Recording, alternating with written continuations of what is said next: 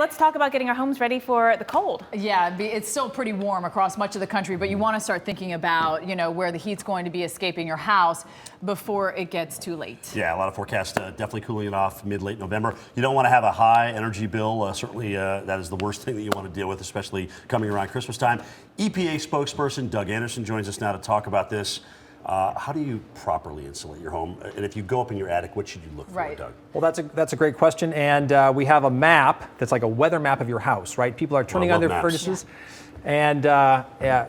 And this is where the heat escapes, right? That's exactly right. So a lot of people have air leaks in their attic floor and low levels of insulation. If you seal those air leaks, add the insulation, you hold the warm air in. That's going to make you more comfortable, save on energy bills, and reduce your carbon footprint and air pollution. So top three, attic, doors, windows. Is that right? In terms of leakage potential? Well, actually, your basement is one of the leakiest places also. Yeah, that's unfinished basements. Now, we're running a little campaign here, and we want to get people up in their attic to check their insulation. Energy Star calls it Rule Your Attic. Get it? Ruler, get your attic.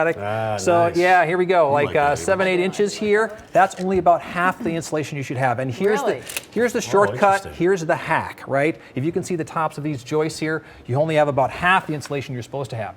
This is what you want to have. You want to bury those joists in insulation. So put your attic in the pink, essentially. And can you do this yourself? I mean, I feel like when I was a kid, there was always that like fiberglass concern and stuff, you know? Can you now do it without all those hazards? Yes, no, this is very safe insulation. We have fiberglass, we have cellulose, just a dust mask, wear old clothes. So if you want to do it yourself, we have all kinds of guidance at EnergyStar.gov on how to do that. But hey, a lot of people want to hire a contractor, right? But you can go to hardware stores, you can get this stuff in big rolls. Yes, right? You just kind of unroll it up there. Yep. Seal the air leaks first. And caulk, spray foam, seal the air leaks first. How do you find those?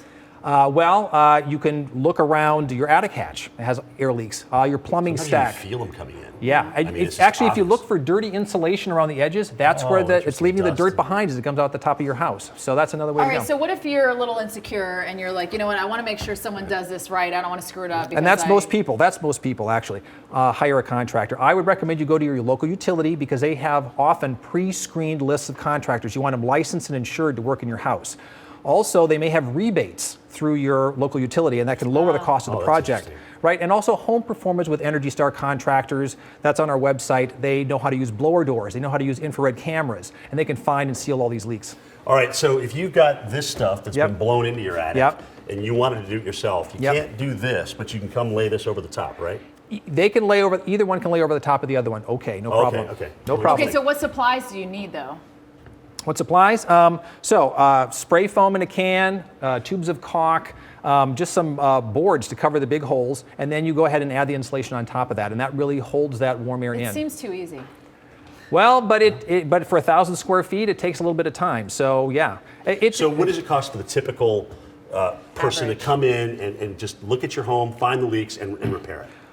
Depending, I mean, obviously it's going to depend how bad it's going to vary depending. If you have no insulation, it's going to cost more. Well, there's a large home improvement retailer nearby here who is charging about $1.40 per square foot to spray to blow R30 insulation in your attic.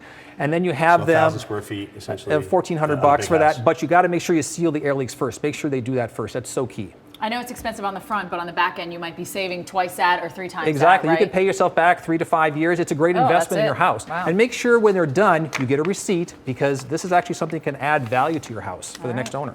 We appreciate Doug it. Anderson. Thanks for coming in. Thank you very much. Thank you so much. Good to see you again.